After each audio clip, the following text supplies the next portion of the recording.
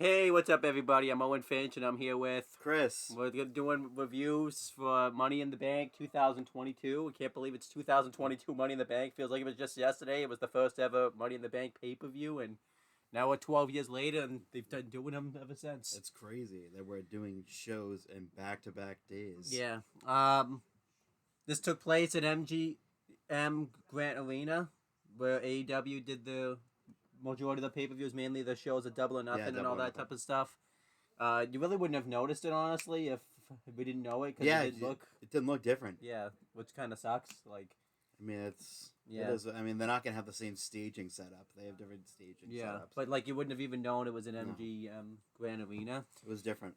It wasn't any different than what AEW did, really. We had the kickoff. We had the panel of Booker T, who apparently just flew in last night, didn't go to bed. He didn't go. Apparently, he was up all night. Just straight.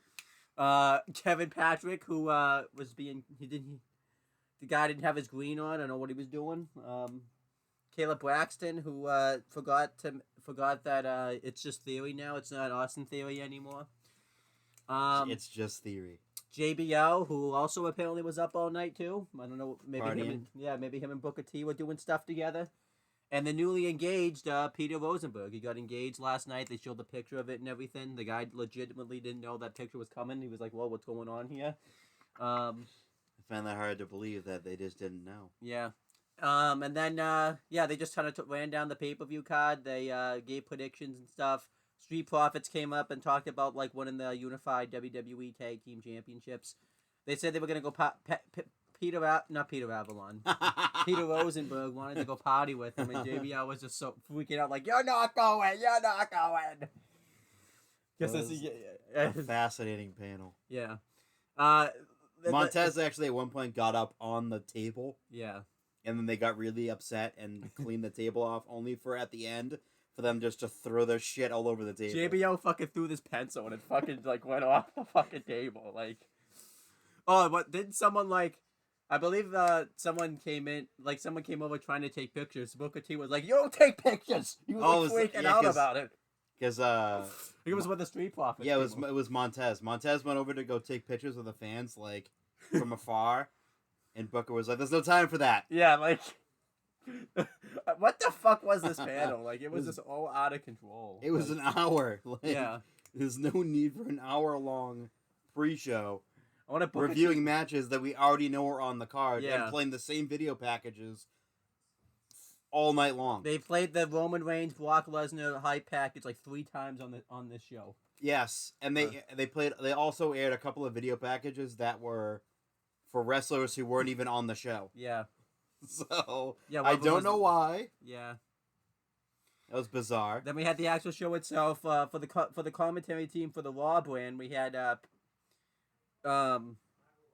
Corey Graves, Byron Saxton, and Jimmy Smith. Jimmy Smith. There's a lot of Jimmys out there. Jimmys. And then for SmackDown, we had Pat McAfee and Michael Cole, and for the Unified WWE Tag Team Championship match, it was Michael Cole, Pat McAfee, and Corey Graves. I don't know why they chose to commentate that match, but that's just how it went. It's honestly like the best commentary team you could put together. Yeah, and they only do it once. Yeah. It kicked off with the women's Money in the Bank ladder match. It was Lacey Evans versus Shotzi versus Becky Lynch versus Asuka versus Liv Morgan versus Alexa Bliss versus Raquel Rodriguez, and we said Raquel Gonzalez, but that person doesn't exist anymore. No, it doesn't. And who else? Am I missing somebody? I think you got everyone. That's why we have to have that's why you have the pay-per-view card. We've been doing YouTube for 10 years, and I still. It was Liv Morgan, Alexa Bliss, Asuka, Becky Lynch, Lacey Evans, Raquel Rodriguez, and Shotzi. Yeah, I got everybody. What a botch fest this was. Like, someone who's generally a good worker in Shotzi. Yeah. Who is relatively botch free in her career. She couldn't do anything in this match. Yeah, she was struggling. She went to run up a ladder that was leaned up against the corner while Raquel was pinned up against it. And she kind of rushed the spot, so she had to do a shitty DDT.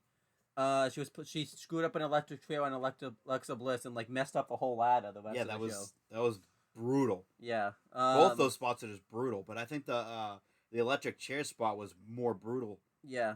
Towards like that was just like I don't think that was. I think what she was supposed to do was she was supposed to hit her with the electric chair and then hold on to her. But when she hit the ladder with Alexa, she fell with her. Yep. So it like messed up the entire ladder. Becky Lynch tried to do like it's supposed to be a senton, I think, through the ladder onto Asuka, but it wasn't a senton. It was like a double stomp, and the ladder didn't even break. Basically, it was I think it was supposed to be like her leg drop that she does, but like her ass hit her ribs, and Asuka was in clear discomfort after that. Yeah. Was she around for the rest of the match after that? I don't think so. I don't think I saw her at all after that. Lacey Evans, babyface Lacey Evans got booed out of the fucking building. Who fought through all this adversity? The fans were like, nah, the fans were not feeling Lacey Evans. No idea who to root for. Yeah. Lacey Evans hit the woman's right, a shitty woman's right. I believe it was the shots off the. Yeah, she fell. Yeah. We had a power bomb by Raquel Gonzalez to I believe it was not Xia Li. She wasn't even in this match, but Lacey Evans. There was a sleeper hold, and Liv Morgan did a blockbuster to Lacey Evans, but for some reason just decided to let Raquel Rodriguez be fine. And the thing about like Raquel is like she spent way too much time stalling. Yeah. Looking at the ladder, picking it up, holding it, putting it down, setting it up, not climbing it. Like, what are you doing? We had a manhandle slam off the ladder by Becky Lynch to Asuka. Poor Asuka in this match. Let's get the crap kicked out of her. We had a kick to the head that the camera completely missed because they were too busy focusing on Shotzi. I think Shotzi got cut open at one point. Yeah, because she did her senton thing. Yeah. And I think it was Raquel or someone moved out of the way. And she smashed the back of her head off the ladder. Yep. Eventually, Liv Morgan ended up winning Miss Money in the Bank, and we were all happy about it. And yeah, the match was just a botch fest, though. Apparently, Sean Ross Sapp says he didn't even notice the botch fest. I don't know how you don't notice that type of stuff. It's tough to... Yeah, and he works in the wrestling business. So, it's tough to kind of not see that. Yeah. Like, especially, like, the running knee into the DDT. That should have been noticed. That should have been, like, obvious. Because Shotzi literally went up the ladder, fell, yeah, almost caught her leg in the ladder, and then fell off the ladder. Yep. And then went back up, and then did a half-ass sloppy DDT. Yeah. I don't know how you don't notice that, but he didn't notice. Then we had the next match. It was, the United States heavy. So that match, that woman's Money in the Bank gets like 1.5 stars. Yeah, 1.5 stars. The only good thing was Liv winning, and you know, neither I will say this. Neither of the Money in the Bank matches blew me away. Yeah. Usually, that's some of the crazy spots that happen in it, and both of them, I'll say this. None of them had any really insane spots. No, not this year. Very tame matches. Then we had the United States Heavyweight Championship match. Is this WCW? Yeah, why not? But the United States Championship match, it was Bobby Lashley challenging Austin Theory. No, doesn't exist anymore. Theory. See, I'm pulling a kid. That's right. For the United States Championship. Lashley dominated this match like in the beginning. Like it was a severe isolation. And I thought this might have been a cool down match from the Money in the Bank match. Yeah. But the crowd was super into Lashley. Yeah. Super into Lashley. Yeah, it was really good. Lashley destroyed him throughout much of this match. He went for the spear, but Theory countered it. He actually took Lashley down somehow with a clothesline. I couldn't believe it. That was awesome. That was a really good layer. He worked over his head and his ribs and his leg. Eventually, Lashley mounted a comeback, and he ended up putting Theory into the full Lashley, the Hurt Lock. Full Nelson, and Theory tapped out, and Lashley became new United States champion. At the time, we were surprised about this.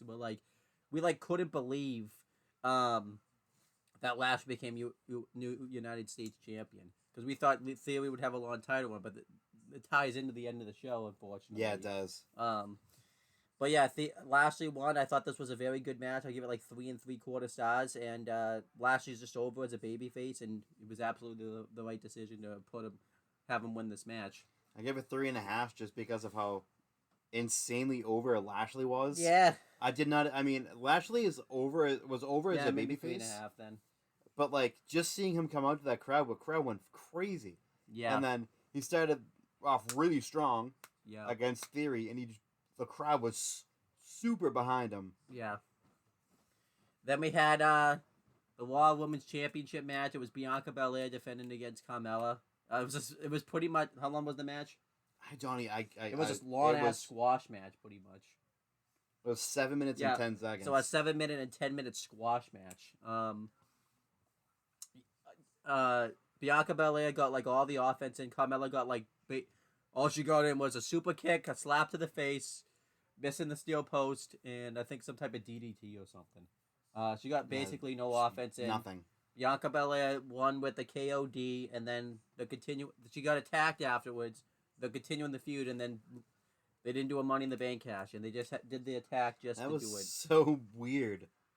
I was like, why the fuck would you have a beatdown and not a cash-in? It's like a 1-star match. 1 star. It's not even. That was terrible. Yeah, it was terrible. Then we had probably the best match of the whole show. It was the Unified WWE Tag Team Championship match. It was the Usos defending against the Street Profits. What a great tag team match this was. Oh, this is fantastic. The Street Profits went for the win early, but the Usos rolled out of the win before they hit their finish. Montez Ford was obsessed with the DX cross chop in his match. Was so funny. He did it about like 20 times. I was like, Jesus Christ. He just keeps having to suck it. Yep. He was on the top turnbuckle when they rolled out at the beginning. Yeah. And he told I think it was Jey Uso or both the Usos to suck it at least 7 times. There was a point where he was like getting the heat. He finally mounted a comeback. He did the suck it thing, and then he got like a right hand right afterwards. Like, then the Usos started getting the heat on Angelo Dawkins, or just Dawkins. I don't know what's going on with that anymore. He's still Angelo Dawkins. And then Montez Ford was supposed to get a hot tag, but he jumped right into a super kick from one of the Usos. I don't. It was probably main event Jay, because that sounds like something main event Jay would do. Main event Jay, not in mid card Jimmy. Yep. And they got the heat on Montez Ford for a long ass time, like a long time. Yeah, he was in there for a long time. Angelo Dawkins finally got the hot tag, and the Street Profits started to really string together some really good tag team moves. They did a Doomsday Device. They got an awesome near fall. Montez Ford did a really cool flip dive to the outside, like timed it perfectly. That he does that so perfectly. Yep. We had the assisted Samoan drop by the Usos, the double super kicks, and then they tried to redo their finish from Raw a few weeks ago that got them this unified WWE Tag Team Championship match. Then eventually the Street Profits hit the finish, but it was broken up just in time by Jimmy Uso. Not main event Jay, though. Main event Jay was too busy getting pinned. Mid-card Jimmy. He did make the save. And then they all started trading shots with each other, and then eventually the Usos had double super kicks into the 1D for the win. And Chris and I were thinking, like, what the hell was that? Yeah. Like, because it was kind of an abrupt end to the match. Well, we found out there was some shadiness going on because Montez Ford's shoulder was up the whole time he was being pinned, and the ref didn't even notice it. So I found that bizarre because he like was hugging him.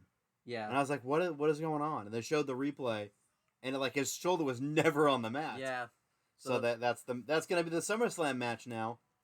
Very great match. I'll give it like 4 1/4 stars. It would probably get 4 3/4, but that finish kind of sucked. Yeah, I agree too. Same. I understand why, because they have no tag teams right now that can go up against They probably don't want to do the New Day versus the Usos right now because they've done that match to death. They're kind of starting to do this match to death now though. Yeah. Because it's the only thing they added RK Bro. RK Bro went away because Randy got hurt. Got hurt. And now Riddle's now off elsewhere against feuding against random people and Roman at the same The time. Viking Raiders are just returned, so they can't do them right now. The new vicious Viking Raiders. Yep, they can't do Angel Gaza and Humberto Carrillo because they're fucking jobbers. They can't do Jinder Mahal and Shanky because it looks like they're splitting up, and who wants to fucking see that match? They can't do should be in the New Day. They can't do Fabian Eichner and Marcel Bartel because they're not together anymore for reasons we don't know. Giovanni Vinici. They can't do And Ludwig Kaiser. They can't. They could do. I think there's a tag team brewing in the Money in the Bank, which we'll talk about. But they could do Pete Dunne and the other guy's name. Butch. What's the other guy's name? Butch and Ridge Holland. Yeah, they could do Pete Dunne and Ridge Holland. Yeah, Butch and Ridge Holland. Pete Dunne and Ridge Holland. Yes, Butch and Ridge Holland. But How could you forget? But yeah, fantastic match though. Just a shitty finish. And then right after this, we got a vignette. It was a creepy vignette where we saw, like, it's really kind of hard to explain the vignette if you don't see it. Yeah, but there was a gold medal. There was a mysterious figure, a gold medal. Yeah. The Hardys, Dudleys, Christian memorabilia. Yep. And Latino Heat license plate that was like Texas. Yep. And then Latino Heat was on the license plate. I was thinking at first this is gonna be the Fiend Bray Wyatt because it's it started off with like showing off like the old Wyatt family stuff with like Yeah, they did the old Wyatt family, like sound effects. Yeah. And camera cuts and whatnot. But then reports came out that it was Gable Stevenson because of the gold medals. Yeah. But we're kind of like, it's just way too I was like, it's way too creepy to be Gable Stevenson. Then we had, but it looks like it's going to be the Brood Edge because of all these references. It'd be better, though, if they push Judgment Day. Like, he's going to go back to being the Brood to face Judgment Day that can't even get wins on main events. Let's go. Squash them. Yeah, it's fucking 1-on-3 handicap matches. Edge wins in 10 seconds. There's only two guys in the fucking Judgment Day. Rhea Ripley can be in it too. With a brain injury. She can stand on the sidelines. Yeah, but we'll have to wait and see what happens. So, I'm interested in seeing Edge so we can come back as the Brood gimmick though. Because they definitely, if it was just like regular, but it was the red Brood lighting. Yeah. So I wonder if it's just gonna be Brood Edge. Honestly, it makes sense if it was Brood Edge. I'd like to see Gangrel come back and be like his manager for like a period of time. They could have done Christian, but Christian is too busy being a heel in AEW. Too busy for that. He's gotta take out Jungle Boy first. And bang his mom. Yep. I was gonna say bang his dad, but his dad's dead.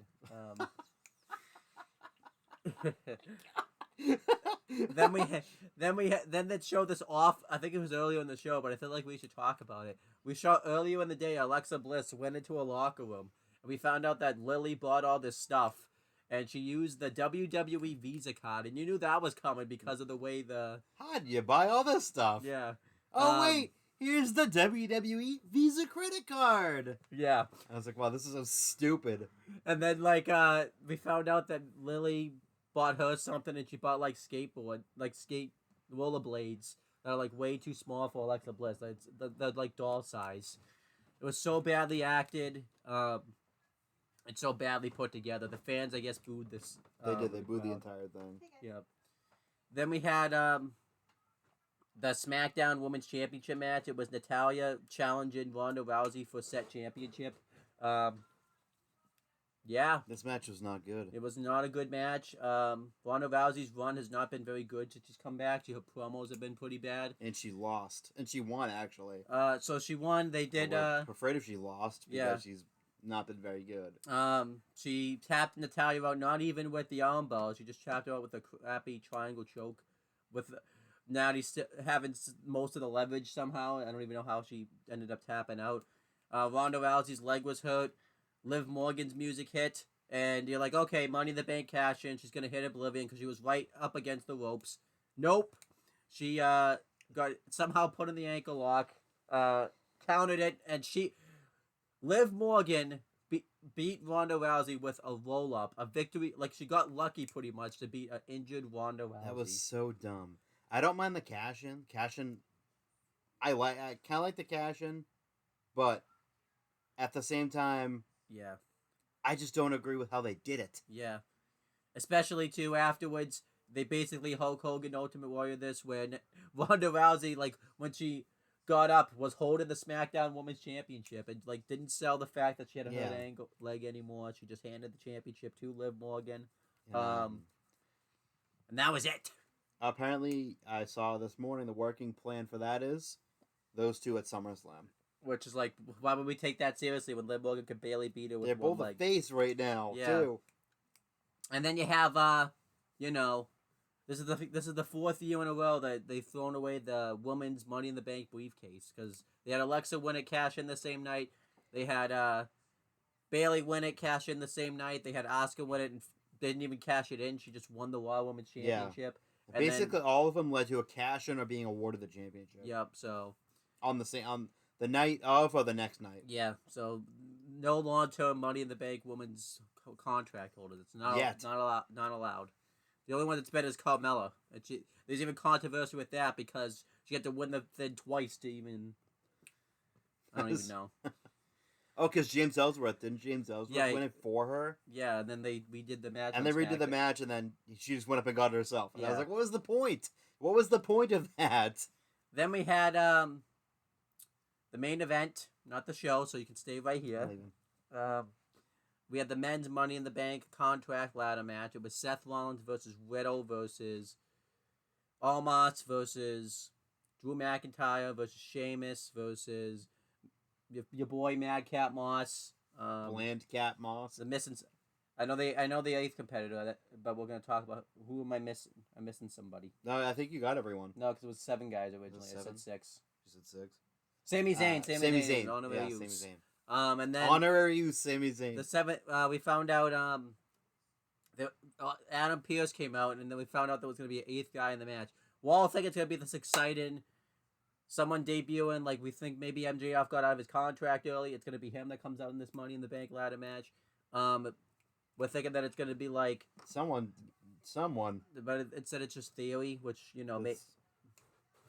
Theory wins. LOL. Yeah. The men's Money in the Bank ladder match had some good moments in it. Like Almas looked really strong in the match. He destroyed. He forgot how to climb a ladder. Yeah, he just about 90% of the time. He started destroying people with set ladders.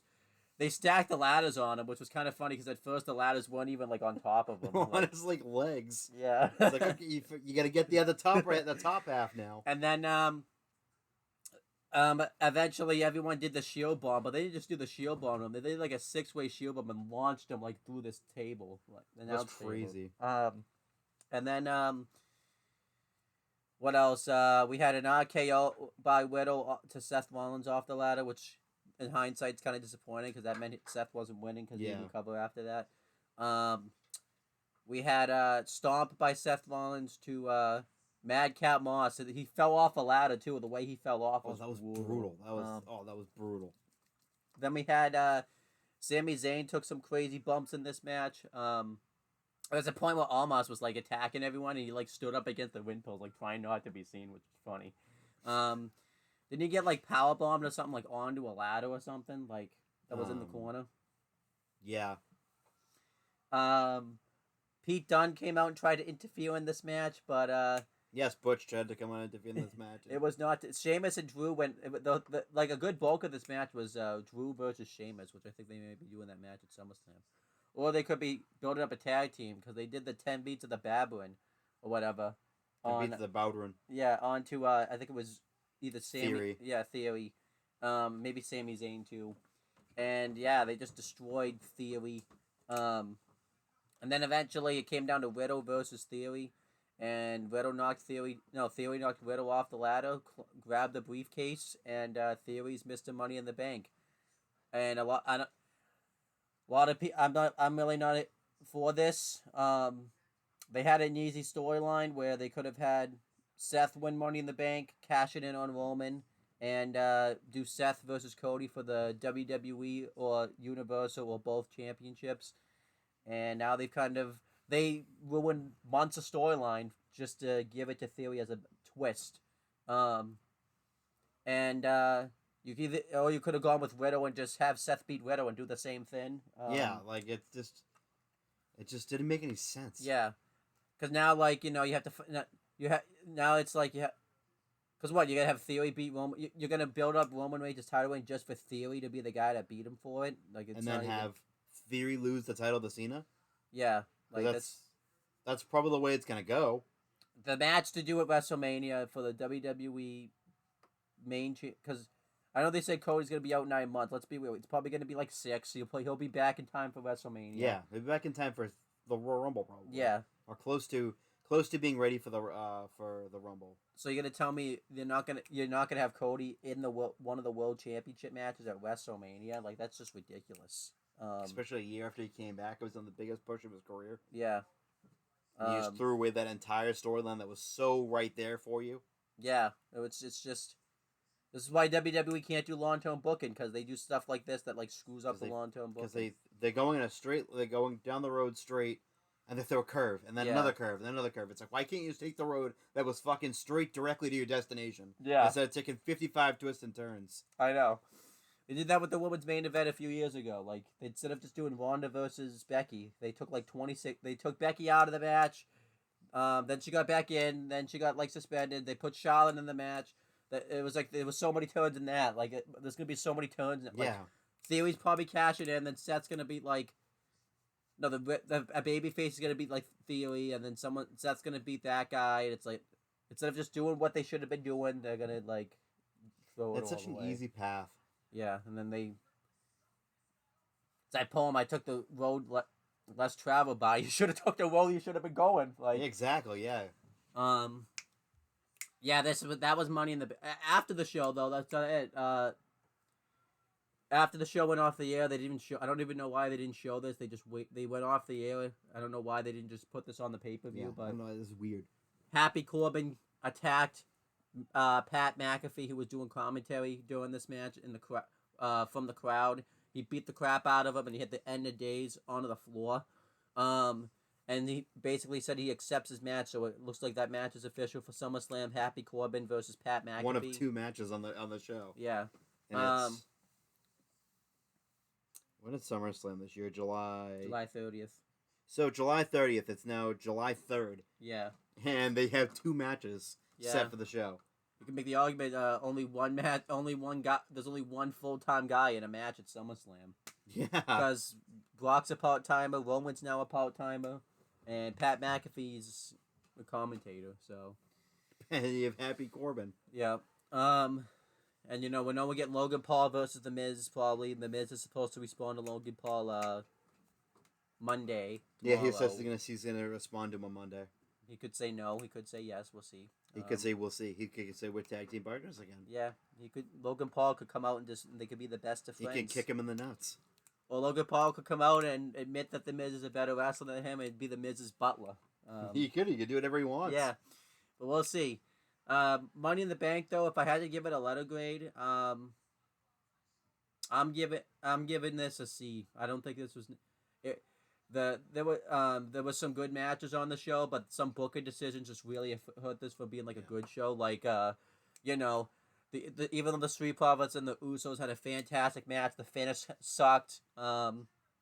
Even though the men's Money in the Bank ladder match was good, they ruined the booking of it sucked. Yeah, both of them really. The women's Money in the Bank ladder match was all botchy and clunky and all that type of stuff. Lashley versus Theory was good. Both women's championship matches sucked for the most part. What a disappointing show this was. Yeah, you didn't even know it was at MGM Grand Arena there's no mention of it. Yeah, it's like I give it a C-. Yeah. This was just such a disappointing pay-per-view. Despite how over Bobby Lashley was and how really fantastic that tag team championship match was, and it really just, it's 2 of the positives on this show. Yeah. I guess like if they want to say, oh, we built a long-term star in Austin Theory by giving the Money in the Bank championship, fine. It was at the expense of... but it's at the expense of about fucking 9 months worth of storyline. Yeah. It just doesn't. I don't think it get. I was thinking D+, C-, but I think D+ is a little too harsh. Yeah, I'll say C- too. Yeah, C- just because of Bobby Lashley being over in that tag team championship match. Yeah, definitely. Both both Money in the Bank matches were extremely disappointing. Yeah. There was less car crash and more rollout. Yeah. There was no. Well, the men had more, like, crazier spots. Yeah. With the RKO off the top of the ladder. Yeah. But there was no ladder breaks. No. There's their typical big man gets stuck behind the ladder thing, underneath the ladder thing. Yep. There was nothing really They're crazy. typical. Everyone's got to work against the big man. Yep. Putting Omos through the table. Yep. Which is every big man that's Big Show's got that done to him 700 times. We had the interference from Pete Dunne. Yes, from Butch. Yes. Yeah. Of course. Yes. You're not gonna let that go. They that I feel like that happens in a lot of ladder matches. Yeah. So the partners come out and interfere and whatnot, but it's just like nothing. It did not make it. We didn't have that. Special. We also didn't have that we in both matches. We didn't have that person that was like a Ricochet or you could say you could say in the women's match we had it with Shotzi, but she kept fucking up. So she kept fucking up everything. So yeah, I feel like the match should have been a little bit more. Yeah. Ricochet would have made way more sense than Madcap Moss. Yeah. Just because of all the stuff he could do. Yeah. Jump off the top of the ladder, springboard. At AEW Evolution, when we had the Face of the Revolution ladder match, even though we didn't really have that, we had a lot of powerhouse stuff in that match, but I feel like they were, Orange Cassidy was the guy that kind of did that stuff. Or Christian, because they had Christian Cage in the match. It was an experience in ladder matches. Yeah. So. But it was just so... Yeah. Also, too, on the plus side, that vignette for Edge. Yeah, that was good. Gable Steveson or Bray Wyatt, whoever the fuck it is. I know. It could, but then again, we could come. It could end up not being Edge, and it could be like Kane. Yeah, it could be Gable. It could be Gable Stevenson. Could be Shayna Baszler. It could be Duke Hudson. Originally, I thought it was Joe Gacy. Yeah. Just because of how he's in NXT, he's a variation of cult leader Bray Wyatt. No, you know who it could be? It could be Dante Chen. Dante Chen. My God. That'd be Wesley. Von Wagner. Oh yeah, Von. Oh man, that guy's Hall of Famer written all over him. No, it's Trick Williams. It's Trick Williams. Carmelo Hayes. No, Carmelo Hayes. Just Trick Williams. Just Trick Williams. The guy never wrestles. He's strictly a manager. Even though he can wrestle. Yeah. It could be Tiffany Stratton. Oh yeah, Tiffany Stratton for sure. Yeah. For sure. It could be Fallon Henley. Toxic Attraction. Who's the person that they just signed recently that's going to chase you now? Oh, Thea Hale. Yeah, it could be Thea Hale. Just a brooding character. Just got signed to the emo character. Just got signed to NXT and is going to the main roster with the brood gimmick already. That's awesome. That'd be great. It's Baron Corbin, his old gimmick. Oh yeah, it's the first Baron Corbin. The first one when he squashed Ty Dillinger in 10 seconds. Yep. With his really greasy hair. Yep. All right, I think we're done with it. You know what? Finito. You guys know what to do. We don't even need to tell you. Just go down there, go find all that stuff, and just go do it. We're done. We're playing 2K22. We have 2K22. We'll probably have A-Town down in the description box. Yeah. Goodbye.